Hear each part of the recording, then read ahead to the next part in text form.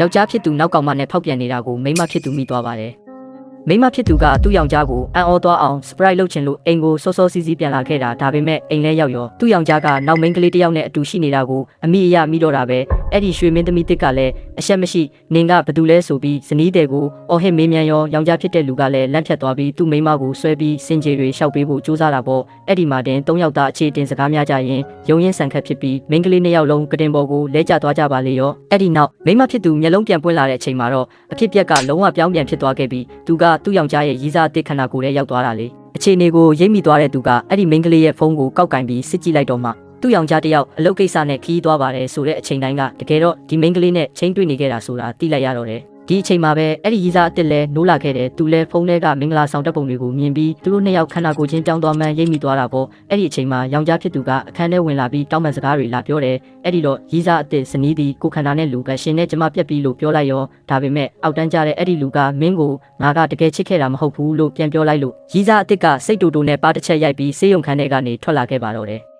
ဆေးရုံစင်ကြံလမ်းမှာမိန်းကလေးနှစ်ယောက်ဆုံကြတဲ့အခါမှာတော့ရီးစားအစ်ကဇနီးတဲ့ကိုသူ့မှာမိန်းမရှိမှန်းကျမတကယ်မသိခဲ့ပါဘူးသူကလူပြိုပဲဆိုပြီးကျမကိုလိန်ခဲ့တာလို့ရှင်းပြတယ်ဇနီးတဲ့ကလည်းသဘောထားကြီးစွာနဲ့ဒါနဲ့အပြစ်မဟုတ်ပါဘူးဆိုပြီးနှစ်ယောက်သားပူပေါင်းပြီးဒီလူရုပ်မာကိုပညာပေးဖို့ဆုံးဖြတ်လိုက်ကြတယ်အစီအစဉ်အရရီးစားအစ်ကဇနီးသည်ကိုခန္ဓာနဲ့မို့ယောက်ျားဖြစ်သူရဲ့ရုံးခန်းကိုတွားခဲ့တယ်ရုံးကအတွင်းရေးမှုကလည်းဘာမှမရိပ်မိဘူးလေအဲ့ဒီမှာတင်သူကကွန်ပျူတာထဲကနေအဲ့ဒီလူကုမ္ပဏီပိုင်ဆိုင်မှုတွေကိုတရားမဝင်လွှဲပြောင်းမှုနှောက်ထားတဲ့အထောက်အထားတွေကိုရှာဖွေတွေ့ရှိသွားခဲ့တယ်တစ်ဖက်မှာလည်းဇနီးတဲ့ကရီးစားအစ်ကိုခန္ဓာနဲ့ဖုန်းထဲကနေသူ့ယောက်ျားစီ message ချပို့ပြီးချိန်လိုက်တယ်အဲ့ဒီလူရောက်လာတဲ့အချိန်မှာတော့ဖုန်းထဲကနေအတန်ဖန်းဆက်ကိုတိတ်တဆိတ်ဖွင့်ထားလိုက်ပြီး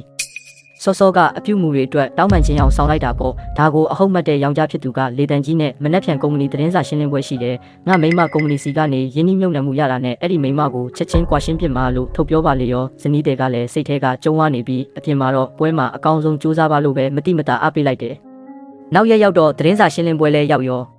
ဒီလူကစင်ပေါ်မှာတောက်လဲဂုံယူဝင်ကြွားစွာနဲ့သူ့မိမရဲ့ရင်းနှီးမြှုပ်နှံမှုအတွက်ကျေးဇူးတင်စကားတွေပြောနေတာပေါ့အဲ့ဒီအချိန်မှာပဲကန့်လန့်ကနောက်က screen ကြီးပေါ်မှာသူခိုးဝက်လှုပ်ရှားထားတဲ့အတန်ဖိုင်တွေကုမ္ပဏီငွေအလွဲသုံးစားလုပ်ထားတဲ့တက်သေးတွေနဲ့စာရွက်စာတမ်းအတူပြုလုပ်ထားတဲ့ဓာတ်ပုံတွေအကုန်လုံးဘွားကနေပေါ်လာပါလေရော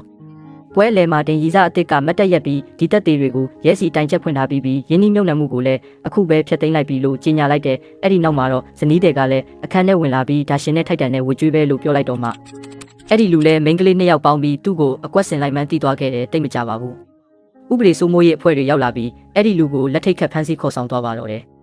အရာအလုံးပြီးဆုံးသွားတဲ့အခါမှာတော့မိန်းကလေးနှစ်ယောက်ဟာဒီလိုအစိတ်တောက်ဖြစ်စေတဲ့ယောက်ျားတစ်ယောက်ရဲ့လက်ကနေလွတ်မြောက်သွားတဲ့အတွက်အောင်ပွဲခံပြီးဖန်ခွက်ချင်းတိုက်လိုက်ကြတယ်မယုံနိုင်စရာကောင်းတာက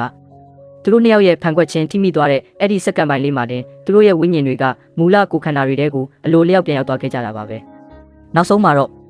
သူတို့နှစ်ယောက်လုံးဟာအတိတ်ကအမိုက်တွေကိုလွှင့်ပစ်ပြီးစိတ်တစ်ကိုတင်းတဲ့ဘဝတစ်ကိုပျော်ပျော်ရွှင်ရွှင်စတင်ဖို့ဆုံးဖြတ်လိုက်ကြပါတော့တယ်ဗျာဇလန်းလေးကတော့ဒါပါပဲဗျာခုလိုဇလန်းကောင်းလေးတွေစောင့်မျှော်ကြည့်ရှုဖို့ကျွန်တော်အကောင့်လေးကို follow လေးနှိပ်ခဲ့ပါအောင်တော့အားလုံးကိုကျေးဇူးတင်ပါတယ်